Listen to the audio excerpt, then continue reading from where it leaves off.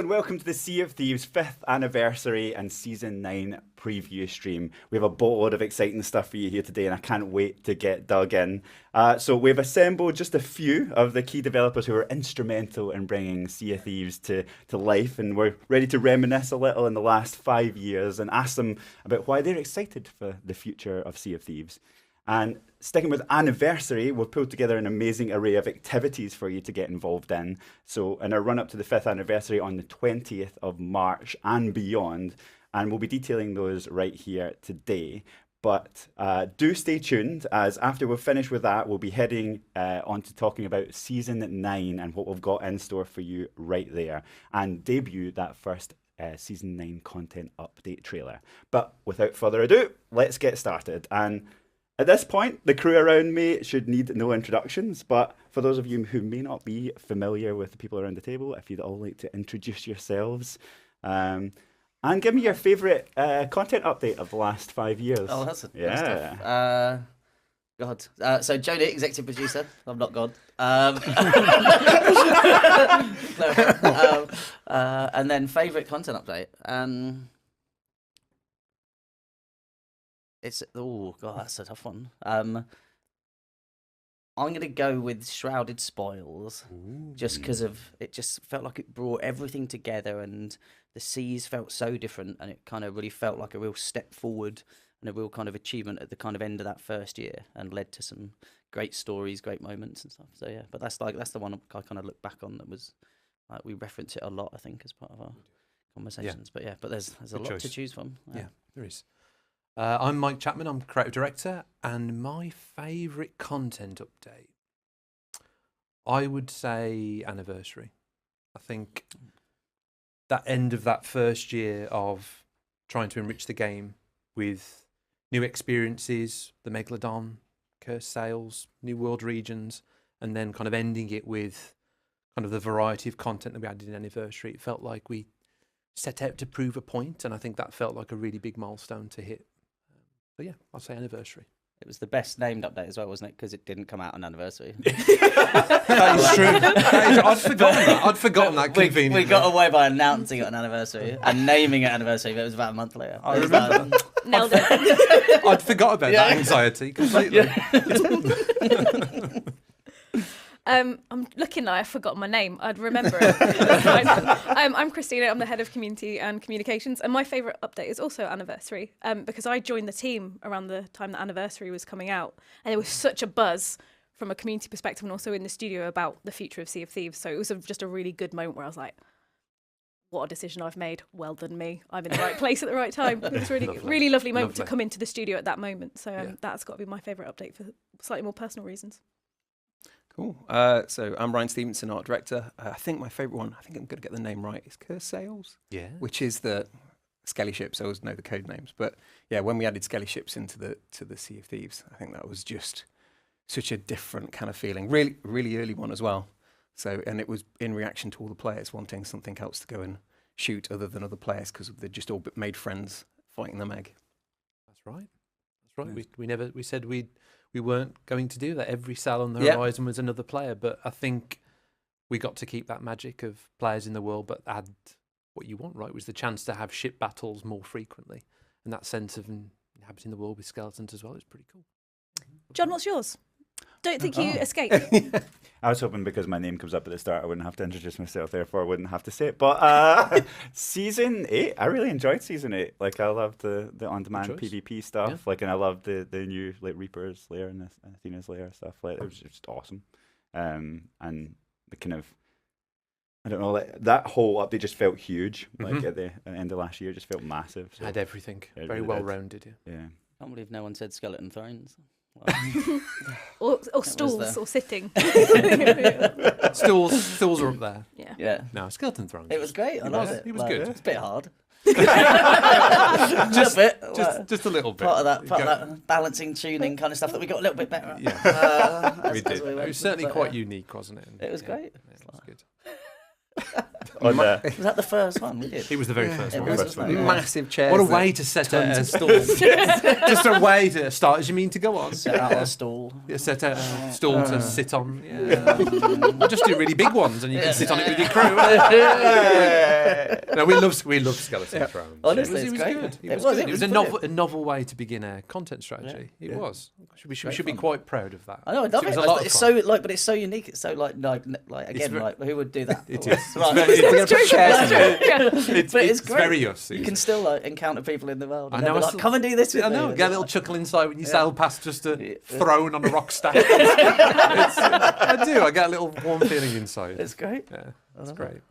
Well, since you're in that era of reminiscing, let's get started with Joe. Tell us what Sea of Thieves has meant to you over the last 5 years. What has Sea of Thieves meant to me over the last 5 years? The question, quite a lot, like a wide range of emotions. But you know, like launch was an interesting, challenging experience, right? You know, and I think, like you said about anniversary, like that kind of first year. I think you've said this before, and I'll steal it. It's a soundbite, but that kind of like that point to prove was kind of the energy I think we had in the studio. But to see kind of, you know, to culminate in that anniversary period, and then to see just the kind of the different ways that we've evolved this world, and how the community's evolved, the stories we've heard, it just like it's magical, isn't it? Like that when you really sit down and actually take it in, what we've managed to accomplish as a team and as a studio, and again to see the size of the community that's grown and what like the game means to the community. Like it means the world, doesn't it? Right, but it does. Like just like you never really get a chance to slow down and think about it, right, and kind of reflect, because you're always like, what's next? What we're doing? And yeah, I think it's just an incredible achievement, incredible accomplishment. And I know we always said at the start, like Sea of Thieves is going to run forever, or you know, like we've got plans for 10 years or whatever. So we're halfway there, aren't we? But, yeah. like, It's true. but it's great. So yeah, it means a lot. Yeah, Ryan. Oh, me next. Yeah, it's a really hard one because it's been such a huge journey, kind of going on that kind of adventure with everyone. And I think the interesting thing was, as a team, kind of everyone on it has changed so much through that and developed like people's careers and what they can do and expertise and kind of just the artistry of it is just kind of like skyrocketed at the studio. The studio's changed so much as well. So not only is the world evolved, but our studio has changed around Sea of Thieves and embraced what it can do to the world. And I think that's the fantastic kind of thing. But more than anything, I always take away the kind of like that moment of when we were releasing things or trying to kind of up against it. We knew we wanted to do something magical with it, and we kind of like each update, we kind of just unlocked a bit of that potential and that magic as we went along. And that was why it was always surprising when we brought something. It feels like a blur. We've done so much in such the time as well. Yeah. Honestly, I've always wanted to work on a game I could pour my soul into, and I really mean that. Like a game that had me in it, and I think I'm so glad that game has been Sea of Thieves. And I actually don't think I say this enough, but the fact that we've been able to do that, but I've shared it with you, and I've shared it with you. I think, not to say we weren't friends at the start, and everyone really, John behind the camera there. I think acquaintances and colleagues have become true friends as part of sharing this experience together, and that's almost the bit I don't say. But the fact that we've shared that together, and you know, all of the memories that we can think of together, that I think people have grown really close, and almost that camaraderie that we have together has ended up in the game. And I'm just so proud that these relationships that have formed over these years, that's part of Rare now, and that's part of the studio, and that's going to make what we do in the future even better. So, yeah, the You made personal me cry at relationship. the start before the end. But I think, to your point, it's not just your soul. It feels like a part of everyone's soul in the everyone's. studios in It this is. game. And that's my favourite thing. It's like there are just little things that you experience on the day-to-day, whether it's in-game or in the studio or on Teams or wherever, that you just like, this is going to sound really cliche. This is home now. from a like a. Yeah, it's is. not colleagues, it's friends. It's a safe place where you can have ideas and go do amazing things with an amazing group of people who are all as invested as you are. And Yeah. I think that's incredibly rare, actually. I don't think many people get to say that of like a traditional workplace, and we're incredibly lucky every day to come in and do what we do. You're spot on. Like who we are and how we see the type of games that we want to make. I think it's immortalised in Sea of Thieves. And if Sea of Thieves is the representation of who Rare is, I think we should be proud of that. Oh yeah. We're done. That's how John just deals with uncomfortable emotions. Just got to do something. Say something. Break the atmosphere. I'm always fascinated by is the idea of why it was so successful for us, feeling kind of like that camaraderie. Is it the fact the game had crews at its heart? Yeah. So us all on that journey together, it just kind of, you were making things for people to come together, and it just naturally happened at the studio as well. It's true. We became the Goonies at the end, didn't That's we? it. Yeah. We We became became the the pirate Goonies. adventure. Yeah. Who's Sloth coming home with? Who's going to be there at the end? Just watch the ship sail away and we just swim after it. So this question, Mike, can you talk us through some of the approaches taken during the updates and how, like, our approach has changed to how we update the game and how we've ended up at seasons and adventures and so on? That is, and I'll try and keep this as concise as possible because there's a lot in that over the 5 years. I think thinking back to 2018 and that first year, going back to what Joe was saying about having a point to prove, and we've said many times, we famously tore up the roadmap and we defined a new path for what 2018 to 2019 would be. And I think I look back on that first year, I'm sure we all do. It was very much about just bringing richness to the shared world. So we had our content updates, Hunger in Deep, adding the Megalodon, Cursed Sails, Ryan's favourite, adding the skeleton ships. We had Forsaken Shores, Shrouded Spoils, and then ending in Anniversary. And I think all of those were there to kind of bring that sandbox to life. I think Shrouded Spoils did that the most effectively, that for that first time you could walk out the tavern and there'd be opportunities on the horizon. And you knew along the way, if you get attacked by a Kraken or attacked by a Megalodon, it's going to help you on that journey to Pirate Legend. But even the things we did as part of learning how to run a live service, like the Bill's Rat Adventures, we designed those to add that richness to the shared world as well. So maybe Skeleton Thrones is the odd one out here. But Gunpowder Skeletons, the mermaid statues, like these were examples of trying to just bring in little mechanics to add to that richness of the shared world. And then Anniversary really capping off that first year with something we never prototyped, but really felt like we'd done everything, but we didn't have that answer for players who wanted more story. And we added fishing as well and cooking, and obviously we added Arena at that point as well. But that really capped off that kind of that year and that journey we'd been on. Beyond that, I think we were still looking to add more content to the game, but also starting to expand the Sea of Thieves experience. I think that kind of flows into where we are now with emissaries, adding the emissary system so we can change the dynamics in the shared world, but also getting into that like regular delivery of new content. I think early on we were a little bit more unpredictable in when Sea of Thieves would be updated, and it was always key to us that people could get excited for what was coming next. And I think that led to our thinking with seasons, where roughly every 3 months you're going to get that additional content. And where we look, well, from where we are today, looking forward, I think it's a mix of course, we want to keep adding new content that enriches the sandbox, but we also want to create new ways to interact with that sandbox. So captaincy and what will be coming in the future, new ways to experience the world of Sea of Thieves, alongside enriching the sandbox so more people can have a greater variety of stories in the Sea of Thieves world. I best stop because it'll keep going. I'm impressed how much you remembered.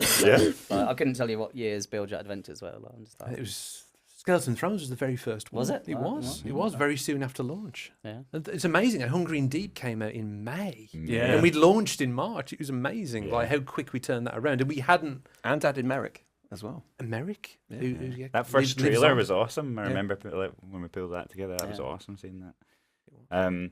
Well, we've been talking about it here today, but obviously we want everyone else to experience it and throughout anniversary. So starting today on March 6th, we are going to be doing Marauders Medley because we love alliteration. Running to the Thursday the 16th of March at 10 a.m. It's a 10-day anniversary event where we honour some of the key updates over the last year with some nice and simple live events. Each moment, which is a 48-hour period, if you log in, there'll be some activity for you to go do and unlock some cosmetic rewards along with that. So players will also be rewarded with gold and renown as part of the event. So get on there, log in, start now, go for the next 10 days. But Get some sleep during that time, though. I would Yeah. advise. Like, Definitely sleep. just like you can sleep when you're Yeah. dead. That's a bit dark, isn't it? Motivational slogans for the office. Like, just put them around. Yeah. So I'm going to start this one off myself, but I'm going to pass it around, obviously, the table afterwards. But we wanted to create a game that was as fun to watch as it was to play, right? I remember that being a key pillar right at the very start. And obviously our amazing creative community and our partners and stuff have been essential to the ongoing success of Sea of Thieves over the last 5 years. But I'm going to pass it to you, Joe, and say, like, how did it manifest? Like, where did that come from? Players creating stories together, right? yeah. And which kind of almost morphed into tools, not rules, right? It did. The internal kind of yeah. conversations. Yeah. But it came from that, like being inspired by games that gave people freedom, right, and gave people control over their experiences, sandbox, multiplayer, really wanting to just kind of empower players with the tools that we gave them and see what would kind of happen, right, and see what interesting stories would come out of it. And I think having that as the absolute like mantra and kind of thing that just fed every conversation, every single, like, especially early on, like it's ingrained in everyone now, Yeah. right? But it was like that first sort of 6-12 months it was just every single conversation. I remember it so vividly. Was always like, right, we're going to go design X. It's like the boat was probably the best example, Yeah. right? But like, Yeah. how do we go make this fun for a crew and not just whoever's on the wheel is having the best time and everyone else is just like, can I have a go? So it was like, can it be fun to be in the crow's nest? Can it be fun to be on the cannons? Can it be fun to be like, and also then the life on the ship and entertaining each other. But all of that was because of that original spirit and original thing. And it was like, just give people that control and let them create stories, because that's going to be interesting and out of our scope to kind of create. It's like, hand it over to people, hand them control of this world, right? Yeah, definitely. I mean, shows the importance of like how a simple statement like that can guide every decision that you make, and it's far more nuanced than just, hey, we're going to go make a pirate game and that's going to kind of be the judging stick for what we build. It really isn't. It's that vision statement of players creating stories together. And well, we had that before pirates was even a thing. It was that idea of that, and then the piracy. It's rapper. Just kind of came together beautifully, and it amplified it. Yeah. I think the idea of the being in that world and sharing it with others, being part of a crew and being bonded as part of a crew. But as Joe said, that kind of the evolution of that, or what's true to that spirit, is that tools, not rules, design philosophy that we've always followed.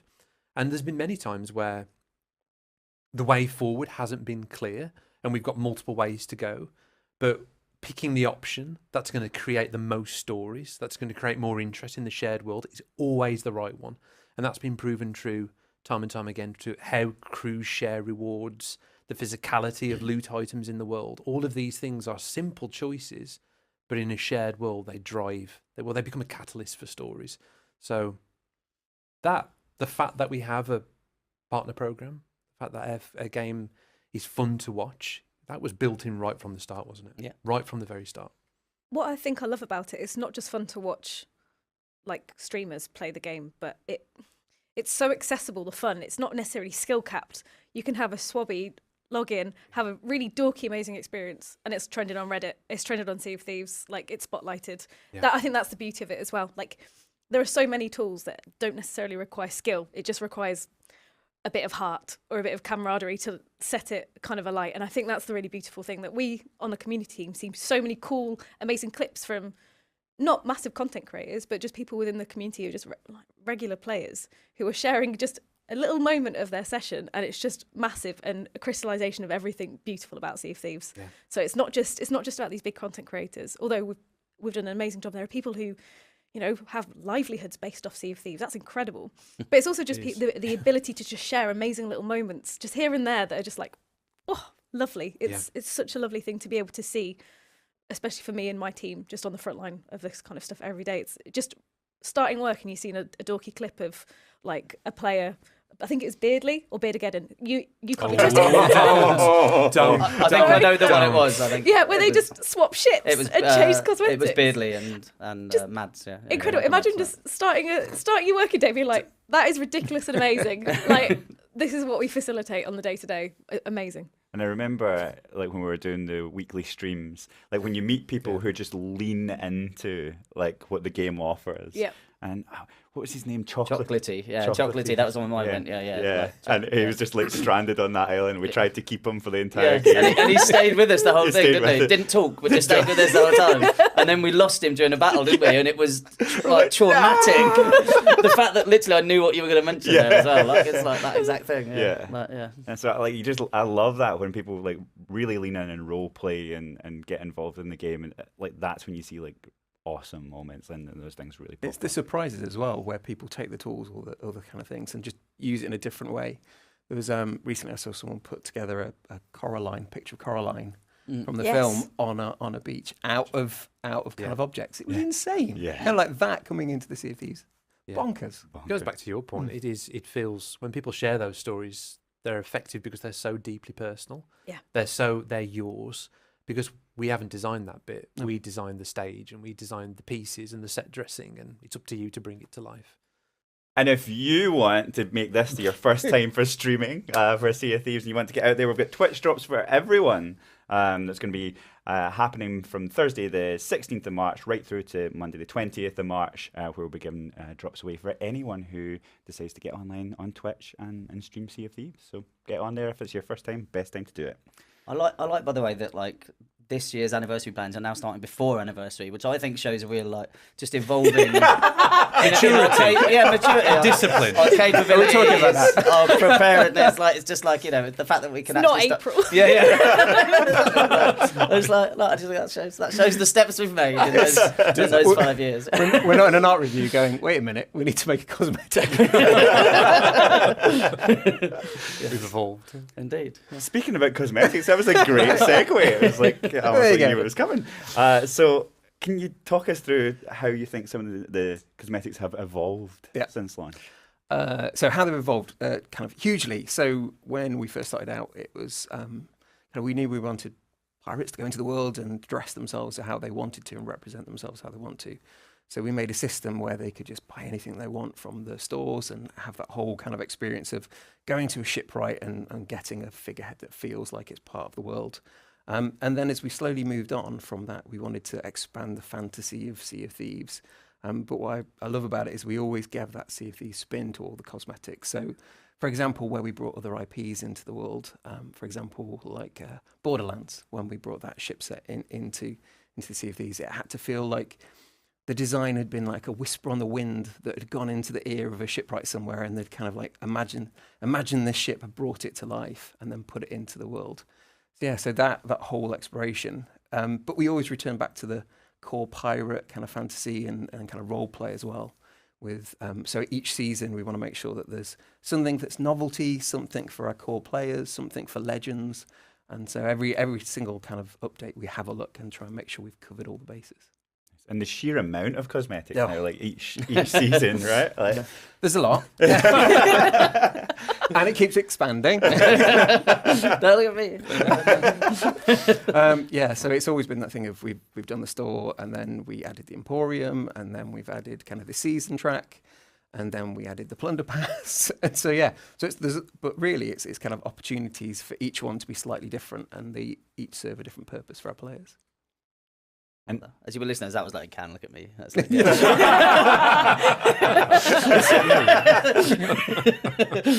But we've taken it in our stride. We've got very good at making Sea of Thieves things. And how have they kind of like evolved from like what we've seen in terms of like feedback or sentiment? Like how has that changed how you approach the cosmetics? Well, obviously we can see what people are kind of connecting with, and that's why we have a lot of black and red sets. That's our kind of go-to color. If we need to have a set that people love, that's what we'll do. But yeah, it's really, we just kind of like each kind of like update, we have a look at what's kind of connecting with players. Also, we try and make sure that there's a nice spread as well. So there's cosmetics there for a smaller player base that may really love, for example, like the Pinata set. That's something that's kind of very colourful and bright and connects with people that like Pinata. And then you've got the Killer Instinct set that's for kind of like edgy people that want to kind of be a bit more aggro. So we just evolve it as time goes on with players.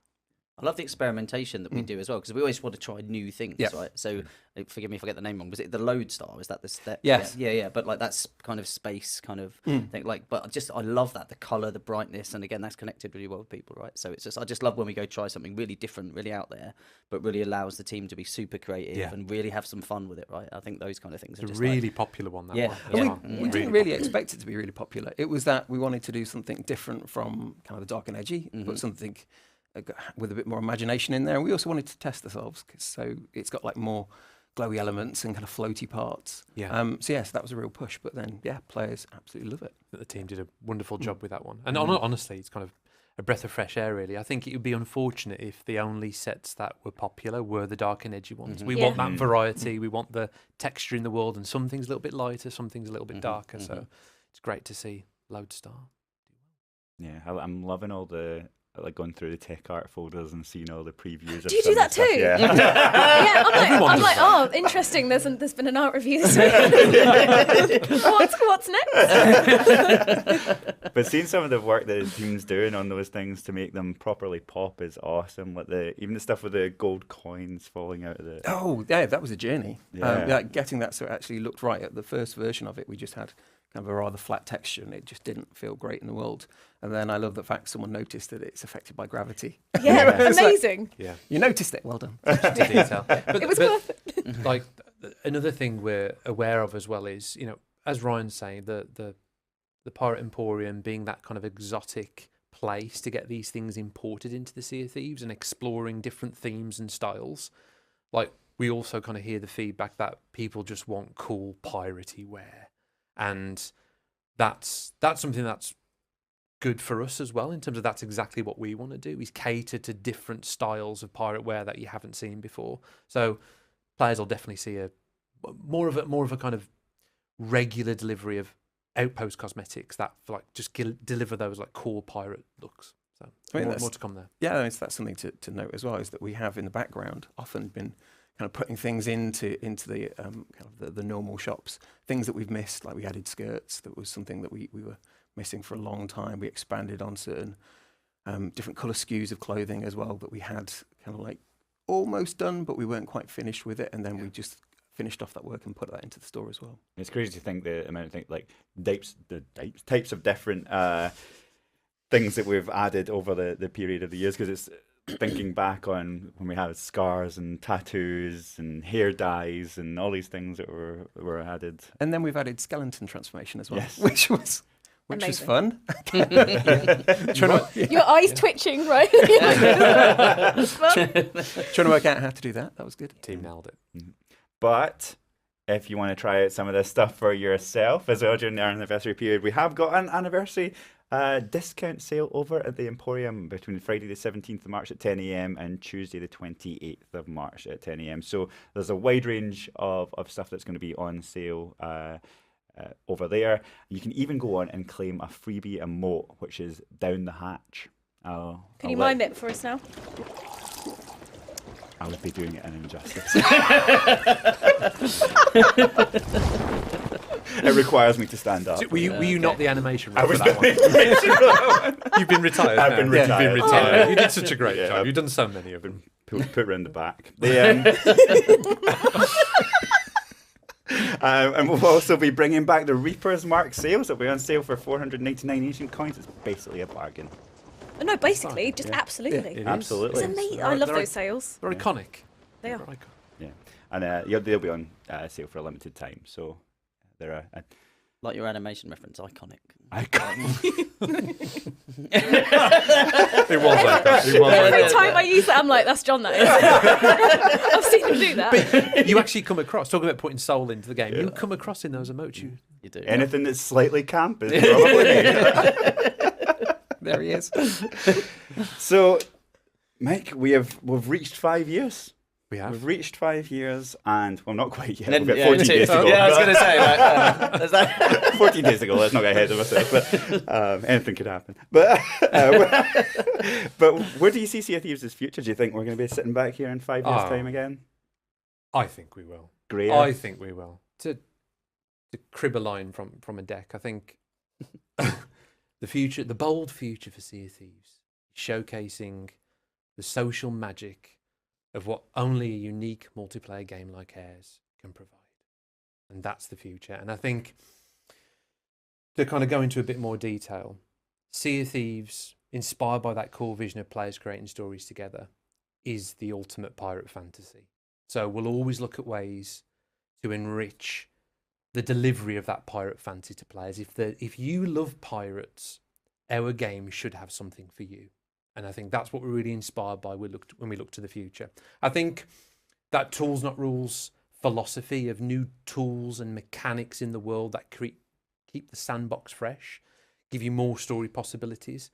I think that's our bread and butter, as it were. We're always going to do things like that. But beyond that, it's about opening up the game to more players. So allowing new experiences in the world so you can experience Sea of Thieves in a way that suits you. So that will involve, there'll be, the world will move on and the storytelling of the world will move on, but also new ways that you can play, new ways that you can interact with that sandbox. So I'm saying a lot of things without trying to give too much away. But that core vision, the heart of the game is always players creating stories together. That is the beating heart of Sea of Thieves. But we just want to bring more people into that experience. And for players that have been with us since the very start, we want to give you new, unexpected things. We don't just give you the same things that we've given you before. We want to give new ways for you to enjoy the Sea of Thieves world. So very, very exciting. And 5 years is a major milestone, but there's still too much to do. There's just an endless amount of ideas and things that we keep moving around on our long-term roadmap. There's just stuff we wish we could have in the game today if we could. It's going to take time, but yeah. But we've been in meetings recently, like very high level kind of like planning stuff and literally plotting out the next 5 years. And it's like, that gets us to 10 years. And it feels like tomorrow. Yeah. But it really does. It's like that. That'll get us there. So. Yeah, no slowing down. Slowing down. Like, honestly, it's cool. Like, it really is. It's like what we always said. Right? It's like we'll get there. Like, it's amazing. In 10 years, we'll be like, right, next 5. Mm-hmm. Or just like, time for a rest. And I'll take you around the back. With lots of grey hair. While you're getting pulled out, I'm just in shock. And the golden age of piracy is still to come. We're just getting started. Just deal with him first. Well, take us at least up to March 20th, which is the anniversary itself. We do have a couple of in-game activations. I've got down right here. In-game. So piratey. Yeah. Aspiration. Straight from a PowerPoint, that isn't it? So for all of you that I know you always look forward to this, the Griffin figurehead login bonus will be there from Friday the 17th of March at 10 a.m. all the way through to Wednesday the 22nd of March at 10 a.m. So yeah. Get on there. There's lots and it just keeps coming. But let me pass over to you, Christina, because I know you've got a bunch to run through here. And you see better than most, like how the community and how it forms around the game. How would you describe how the Sea of Thieves community has changed over the years that you've been here? So I think the one thing that stayed the same, the Sea of Thieves community is a unique community, just full of heart and good vibes. And that's so, again, like rare. Really from a multiplayer shared world game. Thank you for tilting that. I'll tell that. Very good. That's really helpful. That's really lovely. I appreciate that. You can make the font a bit big. No. The community are just amazing, and they continually inspire, surprise, delight us every single day. Like I say, with starting a day with a ridiculous clip to a story of how someone met their future partner, their husband or their wife on the Sea of Thieves, to I just had the most amazing session. These cosmetics are amazing. I'm Master Chief on my boat ship. Sorry, before Lee comes and takes me out round the back. Wrong word. But the community has evolved because we're in such an amazing place where there are these established, so welcoming, talented creative community groups now. We obviously have our affiliate alliance, who are different groups. We've recently onboarded like Art Club, who are amazing and do amazing things. But we have some incredibly talented, established communities. So if you love Sea of Thieves, you can go index in anything. You like fighting, go join that group. If you like drawing, go join that. That's very reductive, but we have almost it's always Is that the split? fighting and drawing. Drawing and fighting. That's it. But if you have a particular passion that kind of focuses on like an element of Sea of Thieves, there's a space and there's a home for you somewhere kind of within our kind of online sphere. So it's incredible. We have just good eggs who have stayed with us from alpha, and they're they mean so much to us, and they are people that we invite on things. More on that later, obviously. What can I talk about? But we also have people who are brand new to our communities who just, again, like I say, feel at home straight away because of how welcoming people are.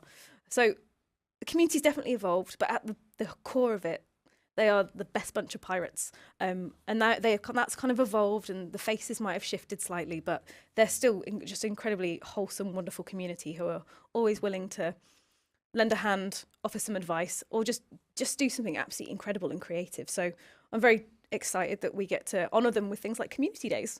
Oh, Segue. Very good. Yeah. I've done this before, John. I haven't. No, twice. So I'm going to talk about the special community day we've got planned for anniversary now. Yeah. Okay. Except it's not just one day. Oh. It's two. Oh. I know. So the weekend, the 25th to the 27th, 10 a.m. to 10 a.m., we're going to be running a supersized community day with some supersized stuff on offer. It's a classic kind of format where we'll be asking people to raise the MSU grade by using a hashtag.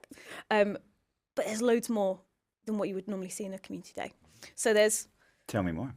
I will. Just wait. Get ready. So the headline is... Yeah. We will be... I just want this show. I just want this show. Get rid of us. Get rid of us. 24 hours. Just what was I? This one. Right, so the headline is that... No, wait for it. We've had to jump some legal hoops for this. I'm really, really proud we've got there. We're going to be giving away 50 million ancient coins over the weekend. So when the community hit community MS3 grade 5, we're going to tune up that ancient skeleton spawn rate again. And there's going to be 50 million coins on offer over the Sea of Thieves Oh, wow. for that period. So it's a lot. That's a I lot. can't do the maths. I'm a writer, not a maths adder. You're sure you're a writer? I know. Superimpose the snow. But it's an awful lot of ancient coins, and obviously you've got the Pirate Emporium discount sale on as well. So if you get something, you can get an absolute barg. Amazing. Not only My that, favourite thing about this, by the way, is that's the first I've heard about this. About this studio, I love it. I'm just like, brilliant.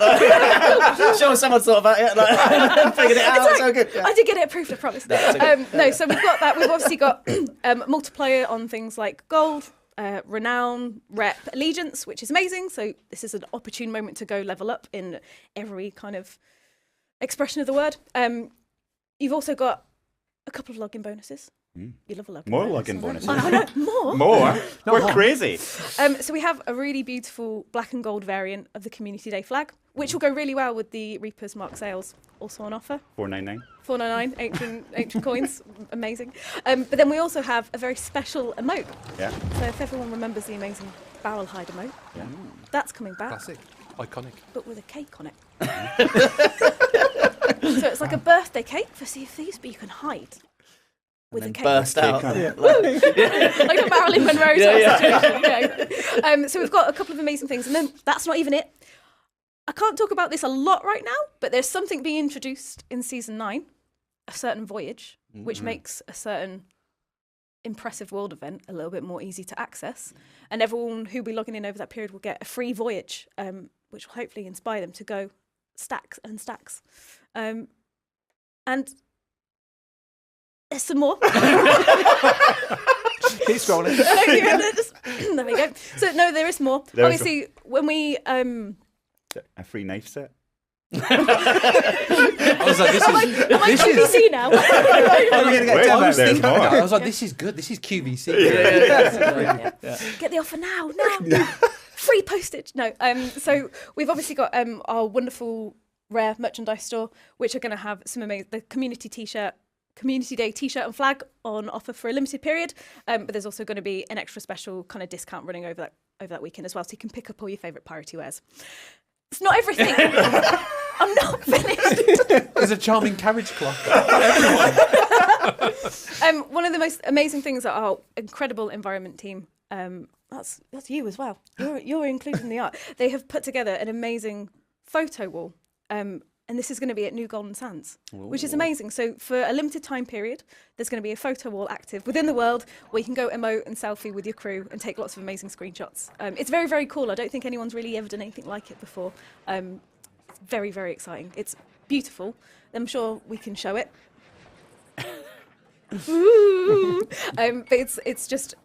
it's a really cute, lovely place to go pose with your crew and take, screenshots to savour and kind of memorialise your moment in time for the 5th anniversary. So loads and loads and loads planned, to be honest. So much that I struggled to keep track of it. Thankfully, we did bullet point list. The kind of culmination of all these anniversary events hopefully should be this kind of community spectacular where we give lots of things out, offer lots of amazing opportunities, but fundamentally give players the space to come together and kind of just take amazing screenshots, do lots of amazing streams, and just effectively showcase our community to the best of their presentation. You can have like Christina Wiz Ear 2023. Can we make that happen? When's the bird lock? Yeah.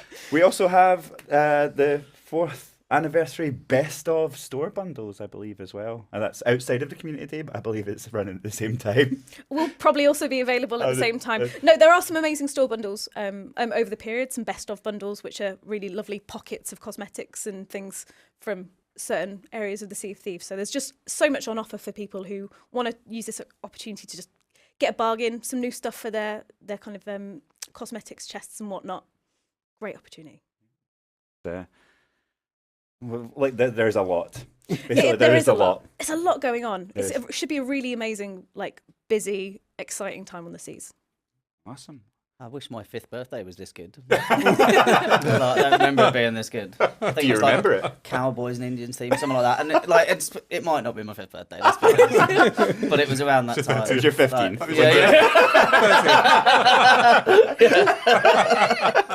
Camp guns. Those little things you throw at the ground that pop. Oh, yeah. I don't know where that came from. Just rebounded off the carpet. Not working! Mama! That was, So, like, I was gonna go- that was the most random bit. Yeah, That was. So yeah, that's kind of it for us. But so I want to say thanks to everyone here for joining me today and some of the things we have coming for the 5th anniversary. I know there's a bunch there, but we've also got a bunch more to announce that we've been keeping from you, but we will be announced. So stay tuned to our social channels. But there's one more thing in the true Xbox way of doing things. That's not all, because I know that there's something super exciting that we've been working on for the last, say, 8 years. And that is the making of Sea of Thieves, a feature-length documentary called Voyage of a Lifetime. And it features a ton of never-before-seen footage and peeks behind the curtain of how the game was made. And that will be coming along as well on March 20th. And I know everyone here has been involved in some way in that. So Ryan, I'm going to start with you. Okay. And then we'll work around. What's something you're looking forward to there? Oh, so the thing we're looking forward to the most is just all that old footage that we kind of I haven't seen for years. I mean, you used to wander around with a camera. You and John used to wander around filming our meetings and kind of oddly sitting there as a camera just peered into the corner of the room. But I never saw any of that footage. So there's some of that in there. So fascinated to see that. All of us looking a lot younger, probably. Younger, yeah. That's the sad bit. Yeah. There's some dev years on you. Yeah, dev years are like dog years, aren't they? Joe? But yeah, so I'm lucky enough to have kind of seen the kind of like the documentary pretty much, and so minus some final tweaking and stuff, and but it's like it's an incredible story, right? It's an incredible thing. It's like I remember, like you were pretty much the first hire I made, I think, back at the start of like Athena, like before it was even Sea of Thieves, right? But I remember just having that like. I don't know kind of how or why, but I just want to record this, and then we'll figure out what to do with it, right? But that was kind of the thing. It was like, let's just start recording this. Let's get comfortable with kind of talking about it and sharing and being open, and very much linked to that that plan we had to kind of like bring people in early, be open and show people what was going on and talk about stuff and kind of take feedback and stuff from the community. It really kind of came from that sort of thinking. And so we've been sitting on this footage for so long and felt this was the time for us to go back and revisit that and pull something together and tell the story of the whole thing, right, from the start all the way to pretty much now. And so I just think it's a fascinating insight through the highs and the lows, right? And that was part of that journey. And it's I think it's an emotional watch, and I think it's kind of something that for all of us as a team, it will be kind of emotional to go watch that and to see what we've accomplished. And because, like I said, you don't really get a chance to look back and reflect. But I think for anybody that's played Sea of Thieves has kind of become a fan of it, I think it's really cool to see a lot of behind the scenes stuff and see what it means to go work on something like this and make it and kind of go through that journey, right? So it's it's really special. Like one of the things I'm most kind of I'm most proud that we're doing and kind of got an opportunity to do. Like, and I think our community will really enjoy it. Yeah, it certainly charts the highs and the lows. I think going back to, I mean, it is the old footage, but going back to how it felt back then when you see some of that old footage, it puts you right back in how you felt at that time.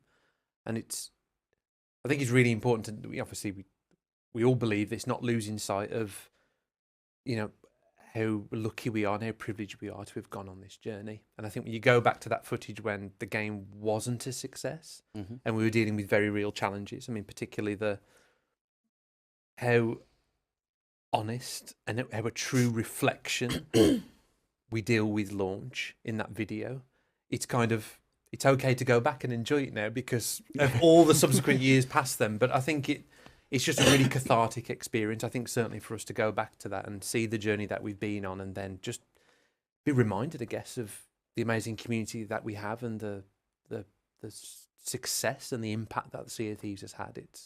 It's wonderful to see it all in one place for the first time. I think lots of our players in our community have seen the kind of story since launch with all the behind the scenes, all the great video content we've put out, but there's been very little insight into what came before 2018 other than the builds and the kind of player contests. So it's great to see that early part of the story. I love the fact that we've got some of the stuff in there that we never thought we'd get to see public. Some lots of things in there, and I'm just I can't wait to see all that put together as just one document, one thing that's just there that lives on. Is like this was the making of. So. And so much of the team as well. Yes, like before you see glimpses of people on videos, but this is the whole team. Yeah. And we're taking the team to the cinema. Oh, that was right. That was Sorry. I'm so excited because we actually get to watch this together as a team in a cinema, and it's going to hopefully be like the Endgame for Marvel, where like people are just whooping and hollering in the cinema when whoever appears. Like it's just going to be such a beautiful moment for us to all be together and to memorialize and watch kind of the last 8 years unfold in 90 minutes. With us all with a bit of popcorn and some cheering. That's one of the things I'm really excited about because it's a Sea of Thieves is its best with community and its kind of communality, and we get to watch it all in the same like lovely leather seat theatre together. Although it was ridiculous how much we'd had to spend on the de-aging process for Craig when he said he wanted to put stuff in. I mean, to think ILM were on board for that. Could have just used like a TikTok filter. Just looks like a baby.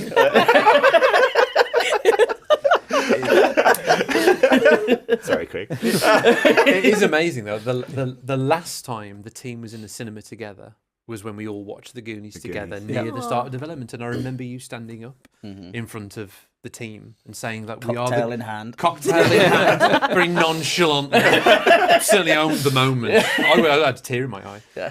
But you like saying we're at the start of a great journey, we're at the start of this adventure. We are the Goonies. We're going to go build these relationships together and build this, hopefully what we hoped was going to be a great game together. And it's just kind of poetic that we're going to be able to do that again as a team. I remember it was like I said, it was like it's going to be an adventure, but there's going to be peril along the Yeah, way. there you But go. it's about having each other's backs. It's about the camaraderie. It's about they will overcome challenges together and stuff, right? And the tear back, but no, but that's kind of what it's been, right? And like I think you were really early on, we were talking about the friendships and the kind of the bond and stuff that we formed, right? The kind of that you referenced, and it's amazing to see how that's kind of come true. And it is a lovely little kind of way to kind of round it and do it. We had to book a much bigger cinema this time, because the one we used before was I can't cater for this. So, yeah, we're just a bigger team. So, but yeah, it's special.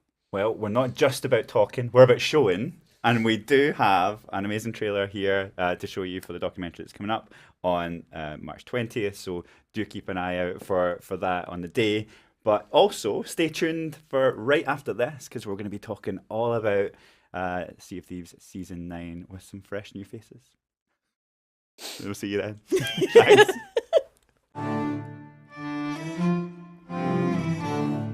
We knew that there was a new game in development. Players on a pirate ship together, commanding this vessel together. Oh my God, want something really special here. Come on board for the Sea of Thieves!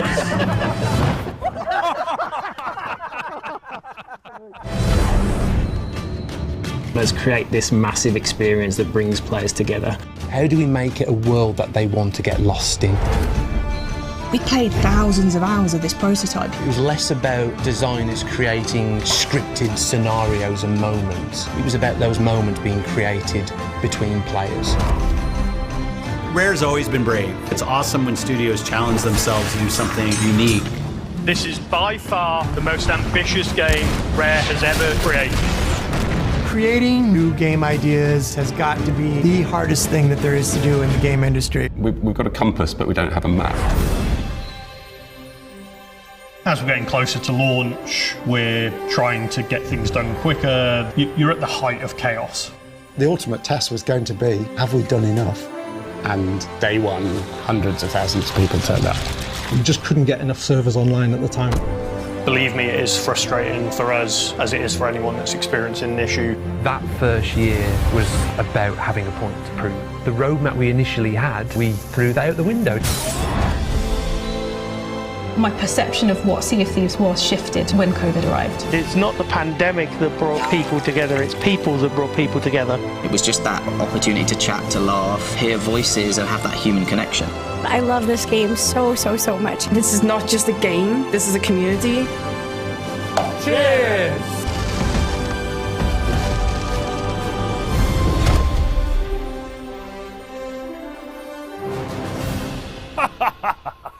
Bloody marvellous.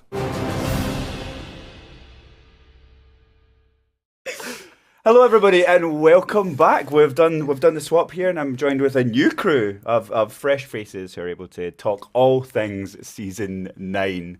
And again, since it's new folks around the table, we're going to go around and introduce ourselves. We'll start here with Mr. G. I'm Mr. G.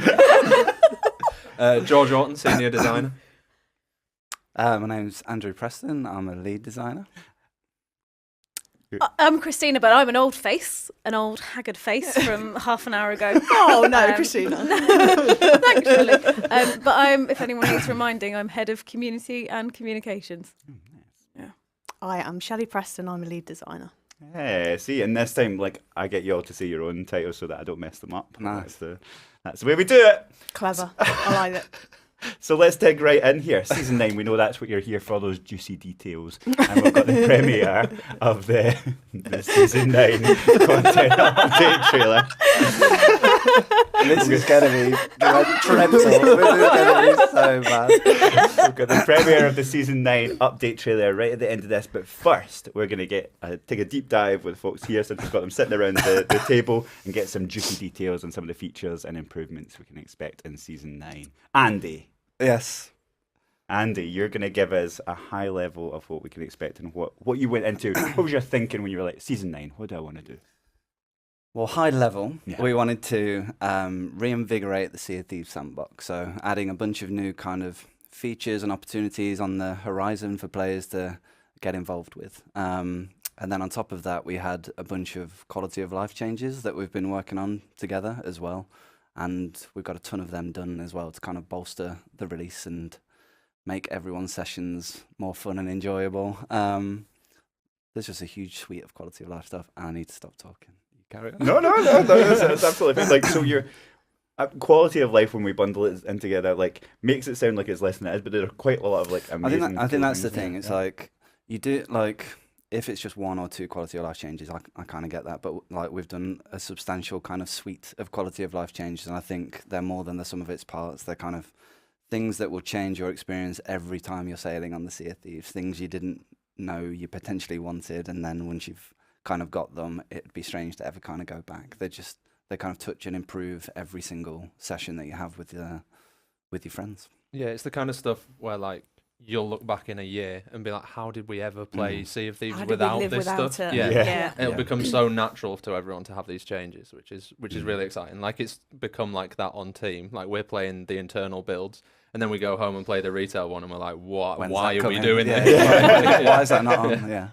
That's amazing. And George, like speaking of like what you have been like working on with some of this, we've been balancing and adjusting world events, right?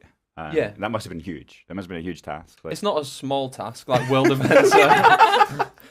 Some might say gargantuan.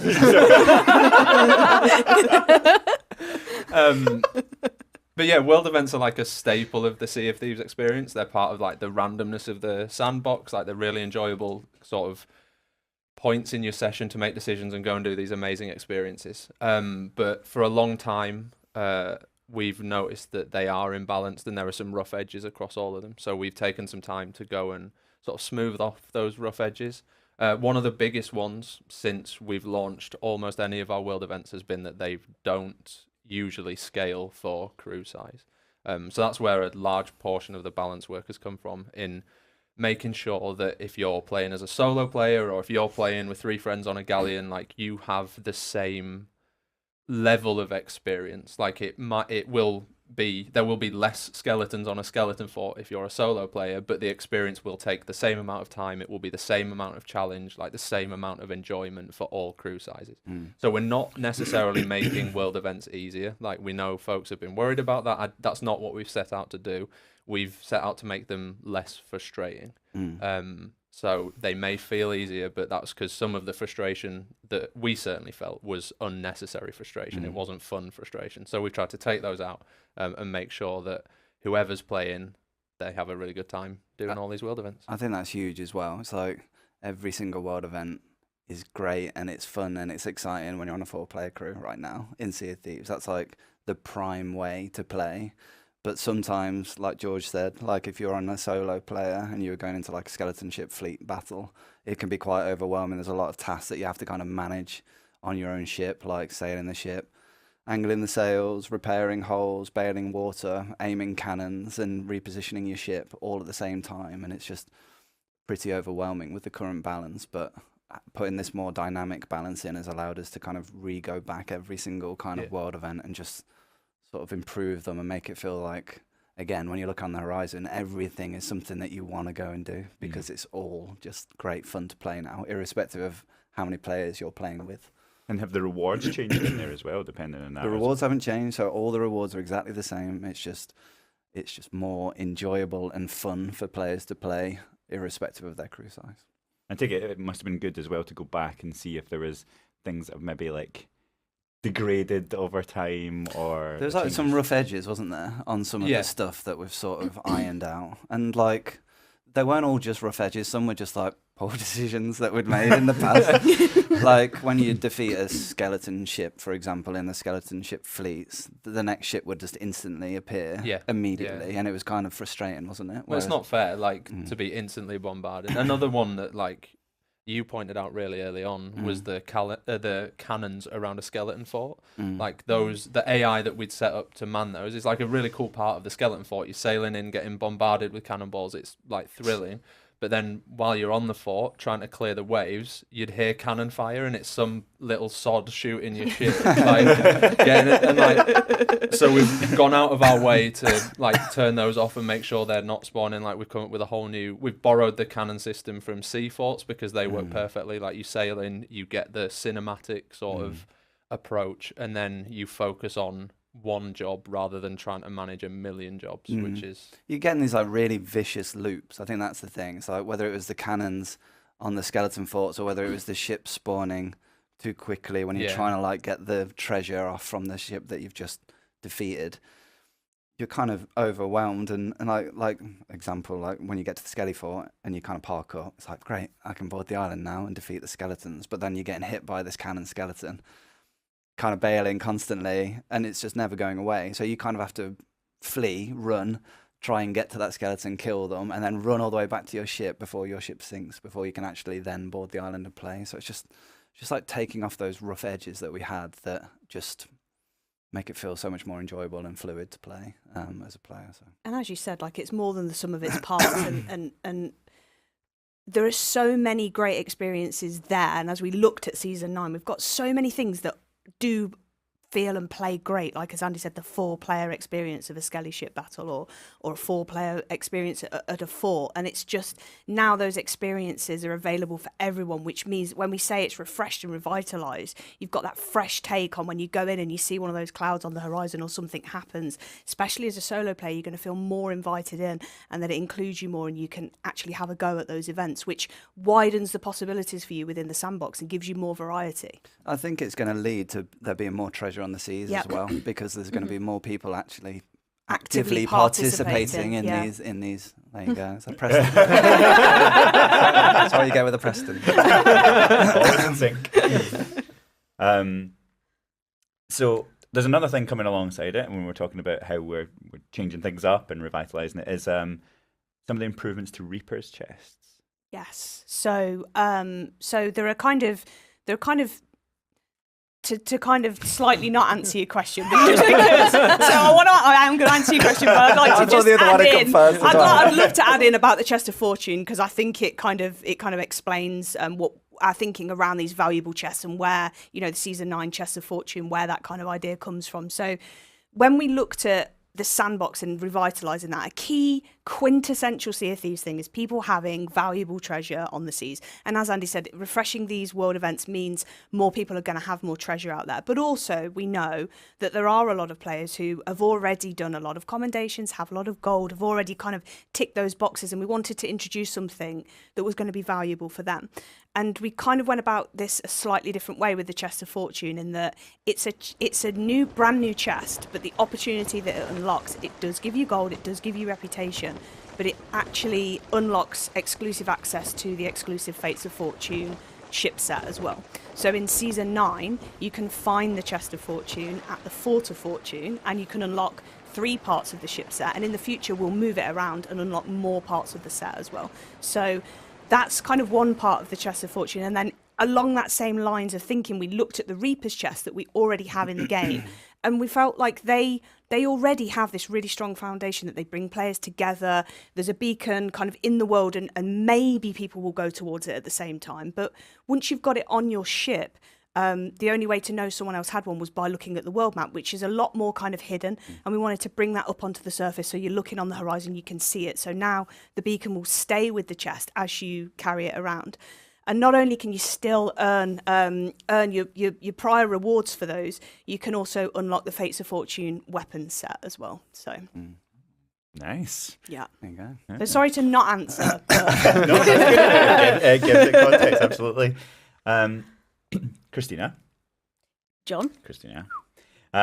So there's some things, obviously, you're tuned into socials and you see things pop up again and again. And I know some of the quality of life improvements that we've been talking about are some of the things that the community have been asking for a while, right? Like, is there things in here that you're like, oh, this is going to go down well?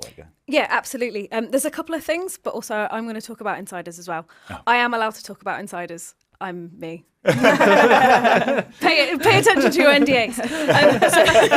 So a couple of things.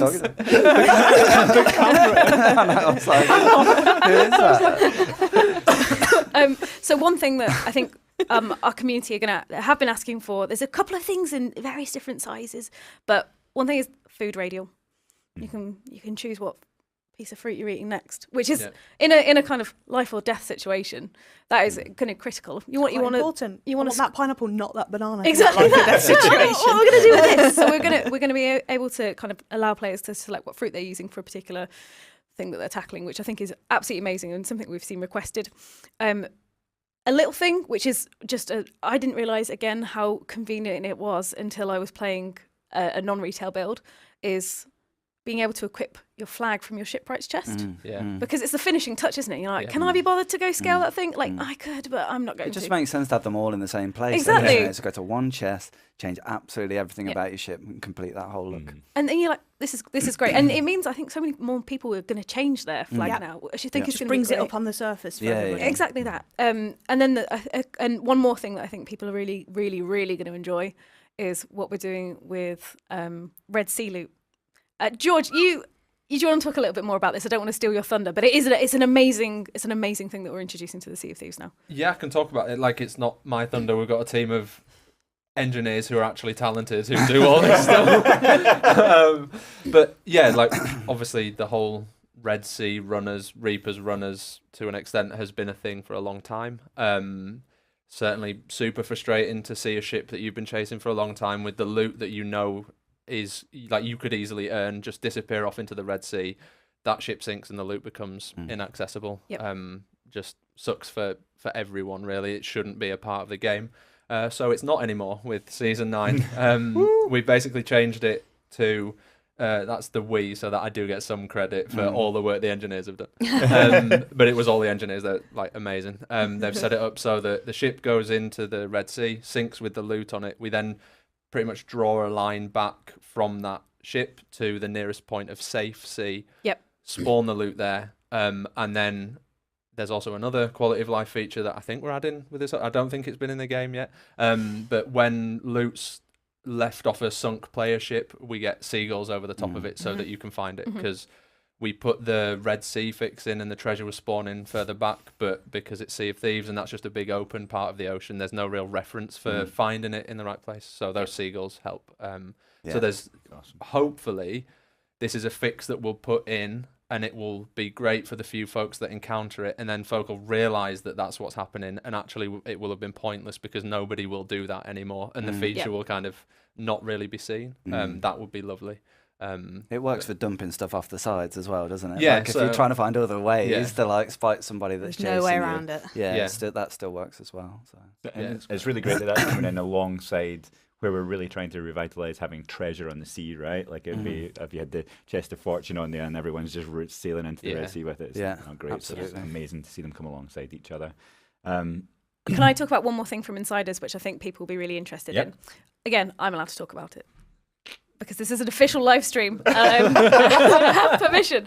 One of the things that Mike touched on just previously when we were talking about anniversary and cosmetics are piratey cosmetics. Season 9 has some amazing piratey clothing, and the Insiders have responded super well. They're like, this is amazing.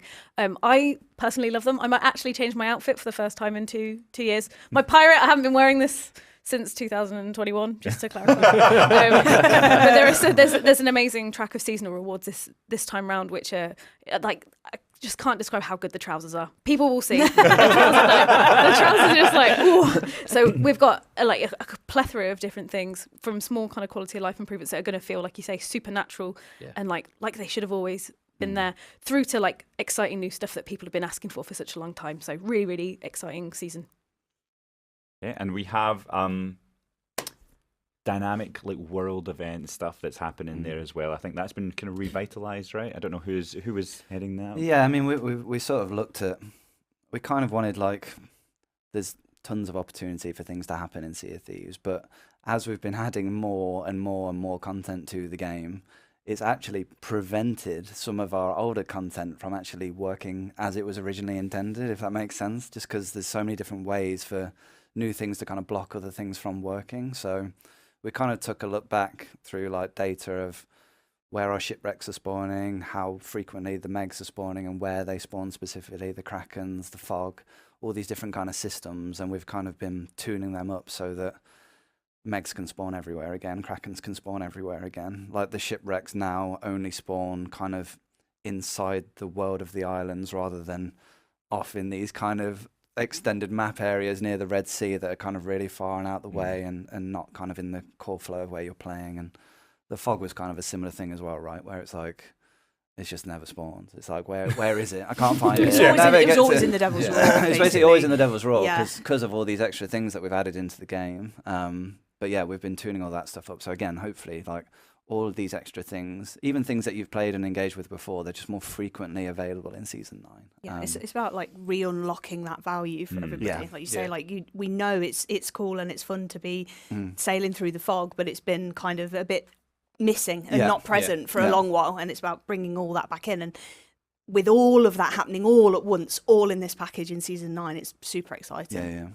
And so was this because of like exceptions that were made, like so things can't spawn because of this happening? Absolutely, yeah. Like there was just so many new things that we've added into the world that are kind of like blocking things, and like the world's like got more, like all the sea forts got added, for example. You know, all the pockets where like there were places where you could kind of spawn, and just tons of new content over time that's just prevented things from doing their job. So we've just been going back and kind of refreshing that, making sure that everything's in order and working as intended. And it's nice to see this come around at the 5th anniversary when we're having a look back, right? And we're looking back at all that kind of amazing content that we've put in. Like, how can we make it like come to the fore again?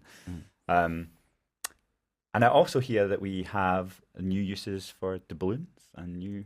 Very exciting. So there are a couple of new things actually. So the first is players can use their doubloons now to purchase the Season 1 cosmetics. So they're coming back into the game. So for anyone who missed those a long while ago, there is a way to get there. It's a very, very high cost, obviously, to recognise the kind of exclusivity of those at the time. But if you did miss out, they've obviously been exclusive for a long while now. And at this point, we kind of felt it was fair to bring them back for those players who missed out. And then the second thing you can also do is for Pirate Legends, they can buy 3 new Pirate Legend voyages as well that will take them on various adventures. Ooh, nice. And I'm just going to go around the table here. I'm going to start with you again, George. But like, is there something in there that maybe we haven't talked about yet, or something you want to go into more detail that you're really looking forward to, like seeing in there? I'm weighing up how cruel to be here, and I'm going to be very, because I know what Andy wants to say. And like my favourite feature that we've done in all of Season 9 is the improvements to the harpoon. So we've now, for context for those, the folks won't have seen it yet, will we? No, yet. This is all new. We are improving the harpoon. For a long time, the harpoon has operated under the tools not rules approach of Sea of Thieves, because that's how we make everything in Sea of Thieves. And we took some time to sort of reevaluate whether that was still right, and whether we were unnecessarily adding sort of churn to a player's session. So we've now made it so that any loot, sort of booty items that you hit with a harpoon then get instantly added to your ship, rather than having to pick up a loot item, walk around, take it off, put it down on the ship. We now like spawn it in a nice little sort of semicircle behind you, and that's just like the treasure items. Anything that you can pick up and drop will be immediately added to your ship. Just like when you harpoon a player, and it's one of those weird things, right? Because like you're so used to how it did work, but it's like one of those things we were saying where it's like, oh wow, this is huge! Like because it should always have worked like this. Is what we felt like when we played it. It's like unifying how it works with players, right? Like when you harpoon a player, they instantly come on the ship. Yep. It's just the same with loot now. So like everything feels consistent, but it's super powerful for like a solo player. It's really good. Like if you're trying to like get stuff out of the ocean, it's just like bang, bang, bang, bang, bang, bang, bang, and it's all on your ship, and then you can carry on. And for captains out there as well, it works for the sovereign. It will nice. actually put the loot on the lift for you. So yeah. Handy. See, these are the things that like you think about that first step, and then you don't think about like where else is harpoon and how can that help. It's like suddenly it improves everything there. And yourself, Andy?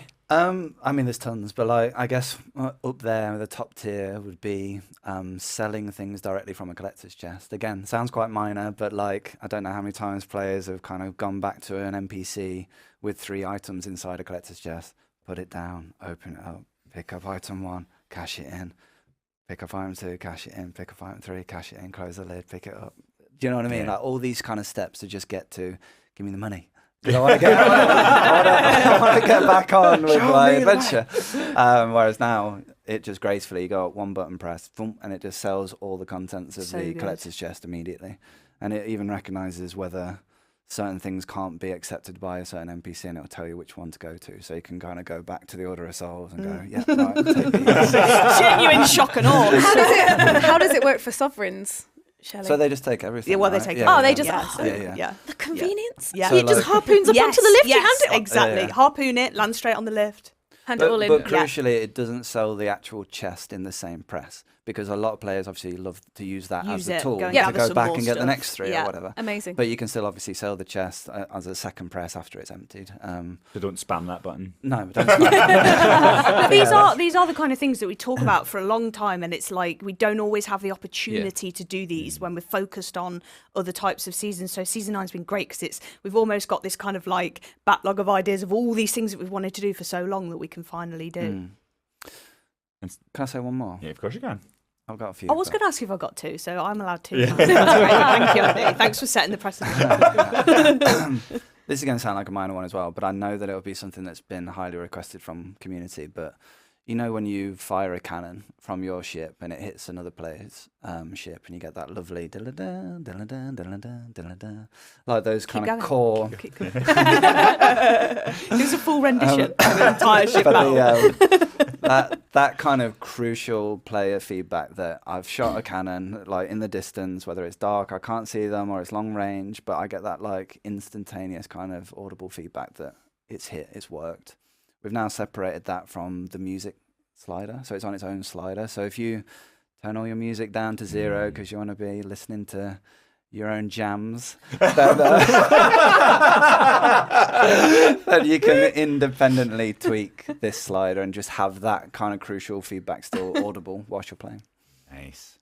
And that's definitely, I've seen that pop up a lot, especially with partners as well. So it's going to be one for the Exciting times. Self. Chest of Fortune.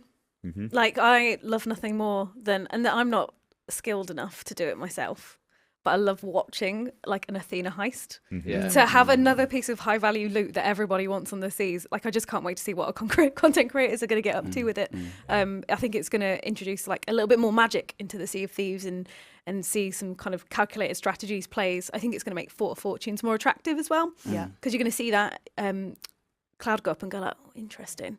Oh, someone's over there. We've We've reimagined it a bit as well. Yeah. Yeah. So it's not just so all the stuff that George talked about earlier about that balance. We've done that as well for the Fort of Fortune, but we also looked at the identity of that and where it kind of sat in the sandbox. And we felt like looking back at it, it just felt overly difficult and overly long and too much of an investment. So we've also kind of drastically reduced the time investment there. So it's still a harder fort. It's still a good investment and culminates in an Ashen Lord, but it's just that bit more approachable as well. Amazing. And it goes back to what you were saying. There's just going to be more loot on the season in that case. The Fort of Fortune is a slightly easier experience. There's a new high value chest. Like, you're just going to hope that when you... a bit more often as well. Interesting. So, yeah. It just means when you load into a world, you just can be a little bit more assured that the seas are a little bit more alive with a little bit more potential. Yeah. And so I think you said it earlier, it's key that it's going to move per season, right? Like Yeah, I mean, like...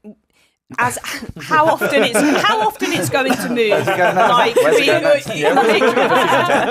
No, I think seasonal. Like to be open and honest, like seasonal is the plan, but obviously we'll see kind of how players react to it, and like it's a new thing, right? Like we've got a single grade of the commendation for cashing in both types of Reaper's chests or the Chest of Fortune, 2 separate commendations to unlock that ship set or that weapon set. And then we're not going to unlock your ability to progress towards the next grade until we put those next items in. And it's something quite new. So we're going to see kind of how that goes and how players respond to it. Nice. And then you've got your 2. Oh yeah. So 2 for me. So firstly, the changes to the Hunter's Call. So the Hunter's Call have got a few different changes. So firstly, we've introduced Adelric, who's just awesome, who is Merrick's nephew, who has kind of just become old enough to not like probably was a few years away from being quite good enough to join the Hunter's Call. Right. Is a little bit new, but still. Yeah. But obviously with Merrick's demise, there's a vacancy at Stephen Spoils. So Adelric's kind of taken on that mantle. So you can now cash in again at Stephen Spoils. and the sea posts are giving you a bonus on gold, so 50% extra on top of gold for cashing in all your Hunter's Call items. Because you can also, if you're a captain, cash in Hunter's Call items at the Sovereigns now, but that will be for that original base rate rather than the bonus rate for going to sea posts. So that's my first one, which I appreciate was 3 things in one. We're going around but again. also the Skull of Destiny. Like you have to talk about the Skull of Destiny. So when I talked earlier about those Pirate Legend voyages, I'll refrain from going into all of them because I appreciate I've already said too much. But one of those is the search for the Skull of Destiny, which will give you a wayfinder to a nearby island to dig up this skull. And it's kind of in a similar magic to the Ritual Skull, used to start the Fort of the Damned, but it also has all colours Flame of Fate within it. So if you're a Pirate Legend and you have the doubloons, you essentially now have access to start the Fort of the Damned on demand, which, again, more loot on the seas, more active, more events happening. So it will make the experience better for everyone, even those who aren't Pirate Legend, because there's more likely to be a Fort of the Damned on the go. It's everything you need. It's the all-in-one. It's the Skull of Destiny. Now Shelley has said that, I can actually reveal, when I alluded to earlier on with Community Weekend for Anniversary, everyone will get a Skull of Destiny voyage over that weekend. Yes. So they can maximise the amount of loot they can earn. Right? Exactly Everybody. that. Everybody. It doesn't matter if you're a legend or not. Doesn't matter if you got the doubloons. You're going to log in. You're going to get that voyage, and you can That's go. nice. I like that. Yeah. See what we meant about more to come when we said there earlier? You only had to wait 30 minutes. There's more. More. More. So much. And then I hope I'm right in saying this. There's more, by the way. I just want to clear that up. Like, there's more than what there's a lot more. There's a lot more. So, I mean, I think we're also going to be seeing some more progress. More progress for the new fort. And I know people are looking forward to seeing the new things that are coming there. I got a sneak peek at some of that on Teams. I want to know what's underneath the big cloth. Yeah, I do. Yeah. I could probably. yeah, it's good. Could hazard a guess. Well, I think that's about all we have time for here today, folks. Thank you, everybody, for obviously coming and joining us here and chatting through this. And I know a lot of people are... I mean, you've been watching some of the stuff that's been on screen, but now we're going to bring it all to you with the wonderfully voiced by Mr. McMushery content update trailer for Season 9. We've got a really busy month ahead, so obviously if you want to keep up to date with everything, stay tuned to our social channels. Christina is not the social channel. Well, I just pointed it out there. But stay tuned to our social channels and head on over to our website where I think we have a page that's dedicated for anniversary, and obviously we'll have our usual Season 9 page there as well to stay up to date with everything that's going on. And yeah, we look forward to seeing you on the seas for Season 9, and then again for all the events that are happening through the anniversary. And yeah, stay tuned because here comes the Season 9 content update trailer. Sea of Thieves Season 9 is nearly here, and we are sailing into port with powerful new features, a treasure trove of updates and improvements, and some shiny new rewards.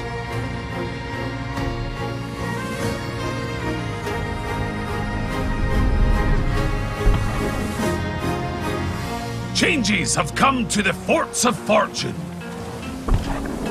The Chest of Fortune can now be found amongst the other treasures safely locked within the fort vault.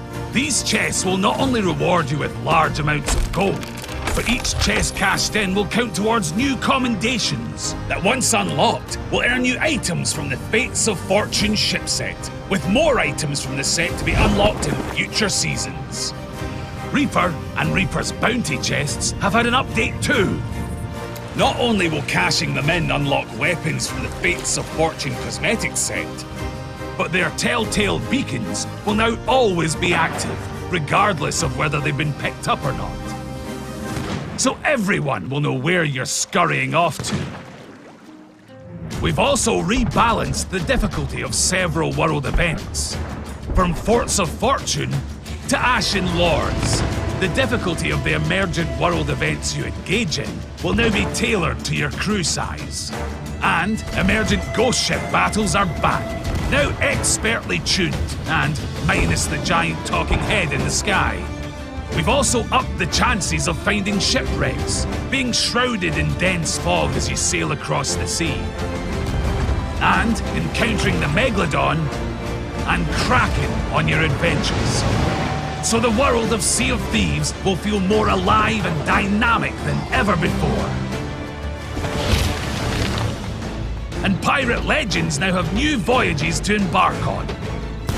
You can set off on the hunt, battling fiendish skellies to unearth their accursed loot.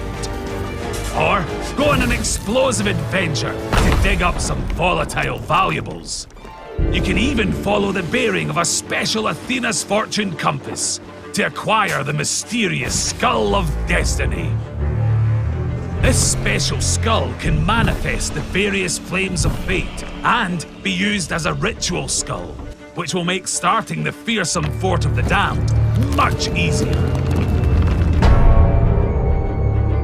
These shorter and more focused Pirate Legend voyages are bought with doubloons, so blow the dust off your stash and head out on the waves.